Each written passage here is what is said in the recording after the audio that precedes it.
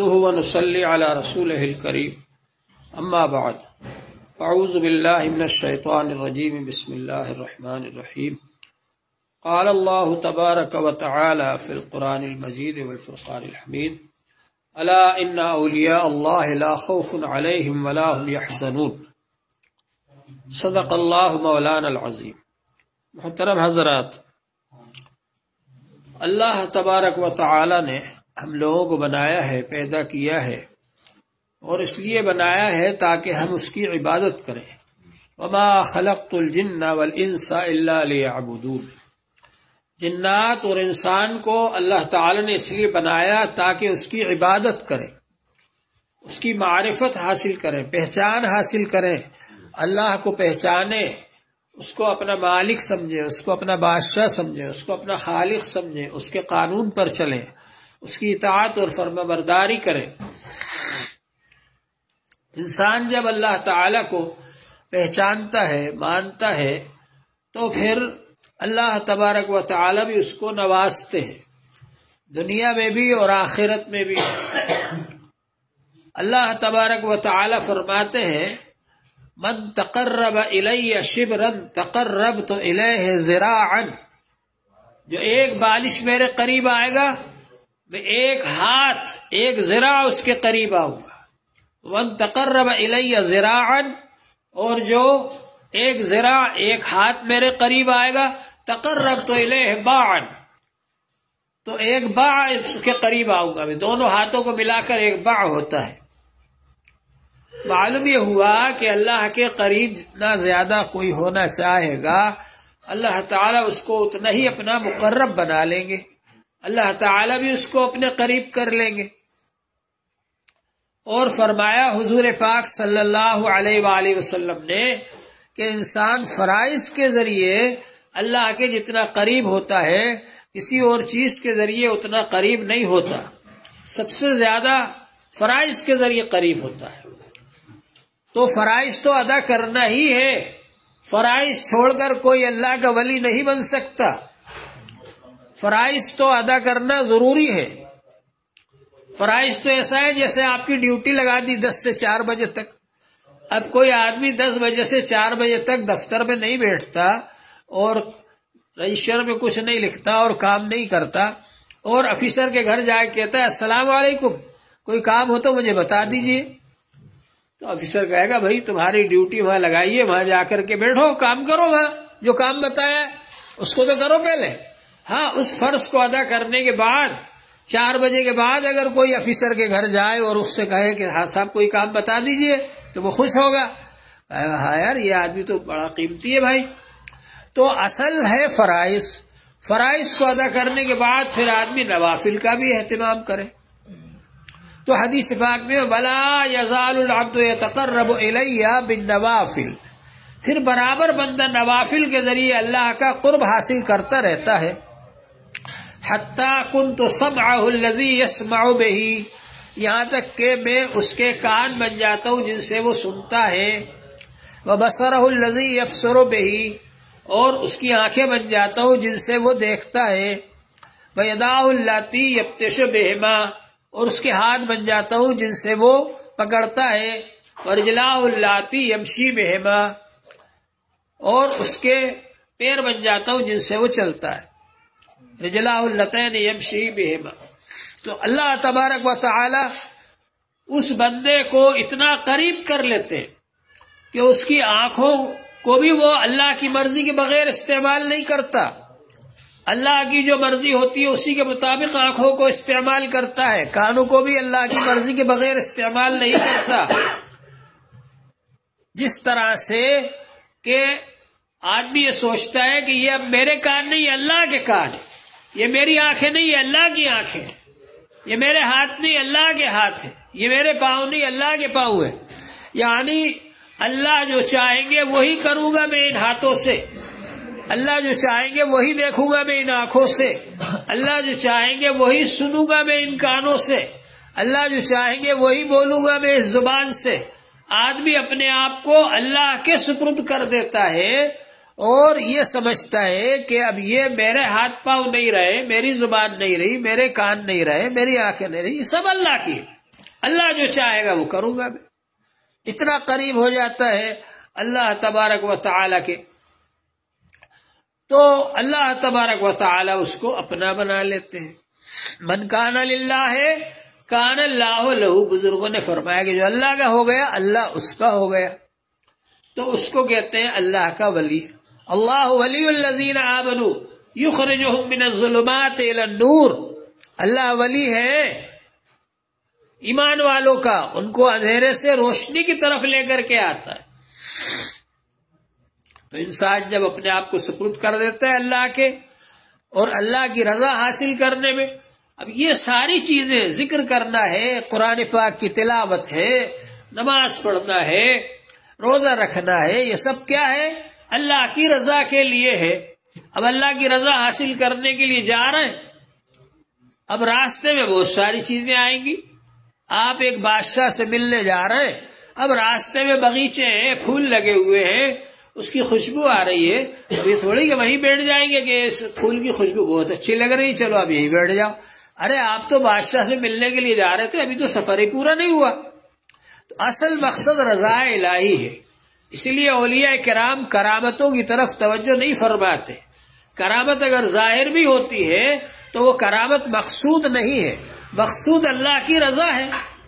اللہ کو راضی کرنے کے لیے ہم لوگ نکلے ہیں، اللہ کو راضی کرنے کے لیے چل رہے ہیں، اور راستے میں جو چیزیں پیش آ رہی ہے، چاہے وہ کسی بزرگ کی کرامت ظاہر ہو گئی یا کوئی اور چیز پیش آ گئی یا کہیں کسی دشمن سے مقابلہ ہوا، اس پر فتح اور غلبہ ہو گیا، یہ سب ظاہری چیزیں ہوتی ہیں، یہ مقصود نہیں ہوتا. اسی لیے اولیاء کرام نے لکھا ہے ایک تو ہوتا ہے معجزہ. معجزہ اللہ کی طرف سے ظاہر کرایا جاتا ہے نبی کی حقانیت کو ظاہر کرنے کے لیے، اور نبی پر ایمان لانا فرض ہے، اس لیے معجزہ ظاہر کروایا جاتا ہے. اس لیے نبی کے لیے بھی یہ حکم ہے کہ وہ اپنے معجزے کو ظاہر کریں، چھپائیں نہیں. انبیاء علیہ السلام اپنے معجزے کو ظاہر کرتے ہیں کیونکہ اللہ تعالی کی طرف سے ان کو یہ حکم ہے کہ اپنے معجزے کو ظاہر کریں وہ. اور جب وہ ظاہر کرتے تو سارے لوگ عاجز رہ جاتے اس معجزے کے سامنے، اور وہ اللہ کو ماننے لگتے اور رسول پاک صلی اللہ علیہ وسلم کو ماننے لگتے. اسی طرح اللہ تعالیٰ اولیاء کرام سے کرامتیں ظاہر کرواتے، لیکن کیونکہ اولیاء کا درجہ نبی کے برابر نہیں ہے. اگر کسی ولی کو کوئی مانتا ہے تو بہت اچھی بات ہے، نہیں مانتا تو جائے کسی اور دوسرے ولی کو مان لے، کوئی ضروری ہے کہ ایک ہی ولی کو مان. تو اولیاء کرام سے جو کرامتیں ظاہر کرائی جاتی ہیں وہ اس لیے نہیں کہ اسی ولی کو ماننا فرض ہے سب کے لیے، بلکہ وہ ان کی حقانیت کو ظاہر کرنے کے لیے ظاہر کی جاتی ہے کرامتیں. تو کرامتوں کو اولیاء کرام چھپاتے ہیں جہاں تک ہو سکتا ہے، ظاہر نہیں کرتے. کبھی ایسا موقع آتا ہے، مجبوری ہوتی ہے ظاہر کرنے کی، تو وہاں پر ظاہر کر دیتے. لیکن کرامت کا ہونا اور نہیں ہونا یہ برابر ہے. دین کے پھیلنے کی بنیاد کرامت پر نہیں ہے. بعض لوگ تو سرے سے کرامتوں کا انکار ہی کر دیتے ہیں، یہ نالائقی ہے بہت بڑی. سرے سے کرامتوں کا انکار کر دینا یہ بہت بڑی نالائقی ہے، کہ وہ جانتے ہی نہیں کچھ. اللہ تعالی نے قرآن پاک میں ذکر کیا ہے کہ حضرت زکریا علیہ السلام جب مریم علیہ السلام کے پاس جاتے تھے ملنے دیکھنے، کیونکہ ان کی والدہ نے ان کو وقف کر دیا تھا بیت المقدس کی خدمت کے لیے. اب جب وقف کر دیا تو وہاں جھگڑا ہوا. وہاں کے جو خادم لوگ تھے بیت المقدس کے، ہر ایک چاہتا تھا حضرت مریم کو میں رکھوں، میں پرورش کروں، ان کی میری نگرانی میں رکھوں. لیکن اللہ تعالیٰ نے فیصلہ فرمایا قرے کے ذریعے کہ حضرت زکریا علیہ السلام رکھیں گے، کیونکہ حضرت زکریا علیہ السلام کے نکاح میں حضرت مریم کی خالہ تھی، خالو بھی تھے، وہ ایک طرح سے باپ تھے. تو بہرحال یہ کہ وہ حضرت زکریا علیہ السلام ان کے نگراں بن گئے. اب وہ وہاں بیت المقدس میں ایک جگہ ان کی مقرر ہو گئی، وہاں رہتی تھی وہ اعتکاف میں، اللہ کی عبادت میں. اب حضرت زکریا علیہ السلام ملنے جاتے ان کو کھانا وانا دینے کے لیے، تو دیکھتے ان کے پاس تو بے موسم کے پھل رکھے ہوئے. تو کہا کہ انا لگے ہاذا، یہ پھل کہاں سے آ گئے تمہارے پاس؟ تو انہوں نے کہا اللہ نے بھیجے. تو یہ حضرت مریم کی کرامت تھی، حالانکہ وہ نبی نہیں تھی، کوئی بھی عورت نبی نہیں ہوئی، ولی تھی اللہ کی، تو یہ ان کی کرامت تھی۔ تو اس کرامت کا ذکر قرآن پاک کے اندر موجود ہے۔ تو اسی طرح سے انبیاء علیہ السلام سے بھی بہت سے معجزات ظاہر ہوئے، صحابہ کرام سے بھی بہت سی کرامتیں ظاہر ہوئی، اولیاء کرام سے بھی بہت سی کرامتیں ظاہر ہوئی۔ تو کرامت کا انکار کوئی نہیں کر سکتا، اگر کوئی کرتا ہے تو وہ یا تو ہٹ درم ہے، کٹ حجت ہے، یا بے وقوف ہے۔ تو کرامتیں اولیاء کرام سے ظاہر ہوتی ہیں، لیکن وہ کرامت کا ظاہر ہونا یہ ولی ہونے کا ثبوت یا دلیل یا اس کے اوپر موقوف نہیں ہے۔ ولی ہونا اس پر موقوف نہیں ہے۔ ولی ہونے کے لیے اتباع سنت ضروری ہے۔ ایک صاحب ایک بزرگ کے پاس گئے، بہت دن تک ٹھہرے رہے۔ اب جب اس کے بعد میں وہاں سے وہ جانے لگے تو وہ بزرگ نے پوچھا کہ کیسے آئے تھے اور کیوں جا رہے؟ تو انہوں نے کہا میں آیا تو تھا اس لیے کہ آپ کی بہت شہرت سنی تھی اور یہ سنا تھا آپ بہت بڑے بزرگ ہیں، تو اس لیے آیا تھا کہ میں آپ سے بیعت ہو جاؤں گا، آپ سے تعلق رکھوں گا، لیکن اب جا رہا ہوں میں۔ تو انہوں نے کہا پھر کیا ہوا؟ کہا کہ اتنے دن رہا آپ کی کوئی کرامت ہی نہیں دیکھی، تو میں کسی اور سے بیعت ہوں گا، جا رہا ہوں۔ تو بزرگ نے پوچھا میرا کوئی کام خلاف سنت دیکھا؟ تو انہوں نے کہا نہیں، آپ کا کوئی کام خلاف سنت تو نہیں دیکھا۔ تو انہوں نے فرمایا بزرگ نے کہ یہی تو کرامت ہے، الاستقامت فوق الکرامت، استقامت کرامت سے بھی بڑھ کر ہے۔ آدمی دین پر استقامت رکھے، یعنی سنت کے مطابق عمل کرے، یہ کرامت سے بڑھ کر ہے۔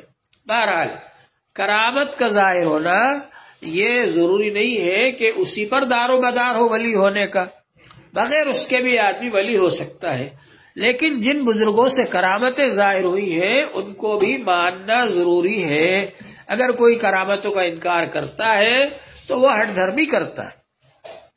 تو بہرحال اس وقت میں آپ کے سامنے سنانے والا ہوں حضرت شیخ معین الدین اجمیری رحمۃ اللہ علیہ کا واقعہ۔ ہمارا یہ جو سلسلہ ہے علماء دیوبند کا، حضرت حاجی امداد اللہ مہاجر مکی رحمۃ اللہ علیہ اور ان سے اوپر کے حضرت میاجی نور محمد صاحب رحمۃ اللہ علیہ، یہ سب حضرات چشتیہ سلسلے کے بزرگ ہیں۔ چاروں سلسلوں میں ہم لوگ بیعت کرتے، لیکن طریقہ تعلیم جو ہے وہ چشتیہ کا ہے۔ حضرت حاجی امداد اللہ مہاجر مکی رحمۃ اللہ علیہ پہلے نقشبندی سلسلے میں بیعت ہوئے تھے، لیکن اس سلسلے میں زیادہ چل نہیں پائے وہ۔ پھر اس کے بعد میں بیعت ہوئے میاجی نور محمد صاحب رحمۃ اللہ علیہ سے، جو چشتیہ سلسلے کے بزرگ تھے۔ تو بہرحال یہ کہ حضرت خواجہ معین الدین اجمیری رحمۃ اللہ علیہ، انہوں نے چشتیہ سلسلے کو ہندوستان میں زیادہ فروغ دیا۔ حالانکہ چشتیہ سلسلہ بھی چاروں سلسلوں کی طرح بہت پہلے سے چل رہا تھا۔ یہ چاروں سلسلے جا کر حضرت علی رضی اللہ عنہ پر مل جاتے ہیں، اور حضرت علی رضی اللہ تعالیٰ عنہ حضور صلی اللہ علیہ وسلم کے شاگرد ہیں، خلیفہ ہے۔ تو اس طرح سے چاروں سلسلے جا کر وہاں مل جاتے ہیں۔ تو سلسلہ تو اوپر سے چل رہا تھا، لیکن ہندوستان میں اس کو زیادہ فروغ حاصل ہوا، زیادہ کامیابی اور بڑائی زیادہ حاصل ہوئی، ترقی حضرت خواجہ معین الدین چشتی اجمیری رحمۃ اللہ علیہ کے ذریعے سے۔ حضرت خواجہ معین الدین اجمیری رحمۃ اللہ علیہ 536 ہجری میں پیدا ہوئے، اور جب وہ 15 سال کے ہوئے 551 ہجری میں ان کے والد صاحب کا انتقال ہو گیا۔ پڑھتے تو تھے اس زمانے میں بھی، اب والدہ نے کہا اور زیادہ پڑھو لکھو، تو اور زیادہ انہوں نے اس میں مشغولیت اختیار کر لی، لیکن والد صاحب کے انتقال کی وجہ سے گھر کی ذمہ داری بھی آ گئی۔ تو والد صاحب بہت بڑے زمیندار تھے، بہت باغیچے تھے ان کے پاس، ان باغیچوں کی دیکھ بھال بھی حضرت معین الدین اجمیری رحمۃ اللہ علیہ نے شروع کر دی۔ کام بھی کرتے رہے، پڑھتے بھی رہے۔ ایک بار ایسا ہوا کہ وہاں پر بیٹھے ہوئے تھے، ایک بزرگ وہاں پر آئے جن کا نام تھا ابراہیم قدوسی رحمۃ اللہ علیہ۔ تو وہ وہاں پر آئے تو حضرت ان سے بہت متاثر ہوئے اور ان کو بٹھایا اپنے پاس، اور اپنے باغ میں سے انگور لا کر کے ان کو پیش کیے۔ انہوں نے کچھ انگور کھائے اور بہت خوش ہوئے کہ نوجوان آدمی ہے 15-16 سال کے، اور ان کے اندر بزرگوں کی بڑی قدردانی ہے۔ بہرحال یہ کہ حضرت نے اپنے پاس سے روٹی کا ایک خشک ٹکڑا نکال کر ان کو دیا، یہ آپ کھا لو۔ بس وہ بزرگ کا روٹی کا ٹکڑا خشک کھانا تھا کہ ان کی حالت بدل گئی۔ اب اس کے بعد میں انہوں نے اپنا باغ فروخت کر دیا۔ ہاں، 1 سال کے بعد میں والد صاحب کے 1 سال کے بعد ان کی والدہ صاحبہ کا بھی انتقال ہو چکا تھا، اکیلے رہ گئے تھے۔ انہوں نے وہ باغ فروخت کر دیا اور اس کے بعد میں یہ علم حاصل کرنے کے لیے چل دیے۔ تو علم حاصل کیا، انہوں نے حافظ بنے، عالم بنے، اور خواجہ عثمان ہارونی رحمت اللہ علیہ جو بہت بڑے بزرگ تھے، اور ہمارے یہاں محدثین اس آدمی کو حافظ حدیث کہتے ہیں جس کو 1,00,000 حدیثیں زبانی یاد ہوں، اس کو کہتے ہیں حافظ حدیث، اور جس کو 3,00,000 حدیثیں حفظ یاد ہو اس کو کہتے ہیں حجت۔ تو حضرت خواجہ عثمانی ہارونی رحمت اللہ علیہ کو 3,00,000 حدیثیں زبانی یاد تھی، اس زمانے میں ان کو حجت کہا جاتا تھا۔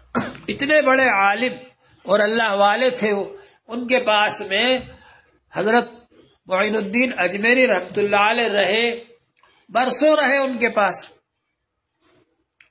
اور پھر ان سے کہا کہ حضرت میں کوئی عام طالب علم نہیں، بلکہ میں تو خاص آپ کے پاس حاضر ہوا ہوں، اور خصوصیت کے ساتھ میں چاہتا ہوں کہ آپ اس پر نظر فرمائے اور توجہ فرمائے۔ تو پھر حضرت نے ان پر بڑی خاص نظر فرمائی اور بڑی توجہ فرمائی، اور ایک بار حضرت خواجہ عثمان ہارونی رحمت اللہ علیہ نے اللہ تعالی سے دعا کی کہ اللہ تعالی معین الدین پر خاص رحم فرمائیے اور ان پر خاص توجہ فرمائیے۔ تو اللہ تعالی کی طرف سے نور کی بارش ہوئی ان کے اوپر، جس سے کہ حضرت خواجہ عثمان ہارونی رحمت اللہ علیہ بہت خوش ہوئے اور کہا کہ اللہ تعالی نے اب تمہارا کام بنا دیا۔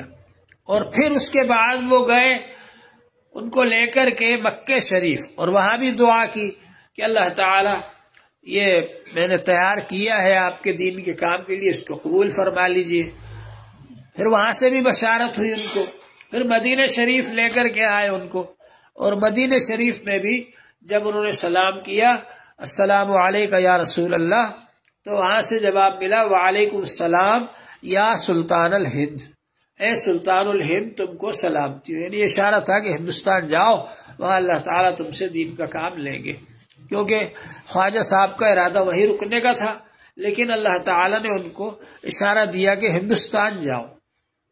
تو وہ مختلف جگہوں پر جاتے ہوئے مختلف جگہوں پر گئے۔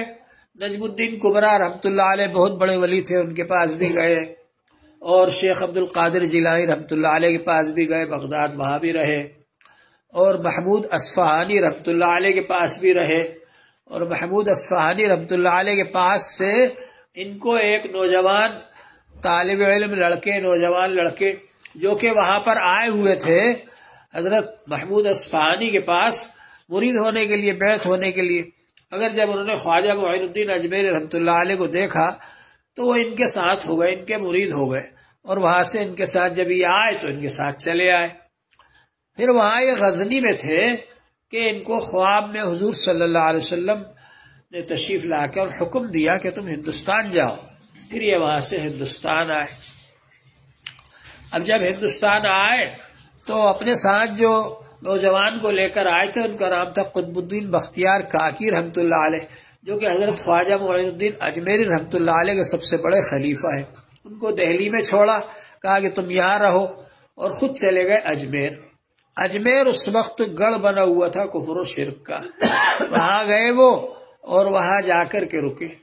اب وہاں جا کر بیٹھے تو لوگ بیٹھنے نہیں دے رہے، کہا کہ یہاں تو راجا کے اونٹ بیٹھتے ہیں یا تم نہیں بیٹھو گے۔ ان کے ساتھ بہت سارے لوگ تھے وہ ان کے مریدین، تو نہیں بیٹھنے دے رہے، چلو خیر اٹھ کر کے چلے گئے یہ۔ اب جب وہاں آ کر کے راجا کے اونٹ بیٹھے تو وہ بیٹھے کے بیٹھے ہی رہ گئے، اٹھ ہی نہیں رہے۔ پھر ان لوگ کسی نے کہا کہ فقیروں سے جا کر معافی مانگو، پھر ان لوگوں نے ان سے آ کر معافی مانگی، پھر وہ اونٹ اٹھ کر چلے گئے وہاں سے۔ اب اس کے بعد میں ان کو ضرورت پیش آئی پانی پینے کی اور وضو کرنے کی، تو انہوں نے اپنے آدمی کو بھیجا، کہا بھائی جاؤ پانی لے کر کے آؤ۔ تو وہاں پر فوج لگی ہوئی تھی۔ ان لوگوں نے کہا، سپاہیوں نے، ہم تو پانی نہیں لینے دیں گے، تم ناپاک ہو، گندے ہو، ہمارا تالاب ناپاک ہو جائے گا تمہاری وجہ سے، کیونکہ ہندوستان میں بعض لوگ اپنے آپ کو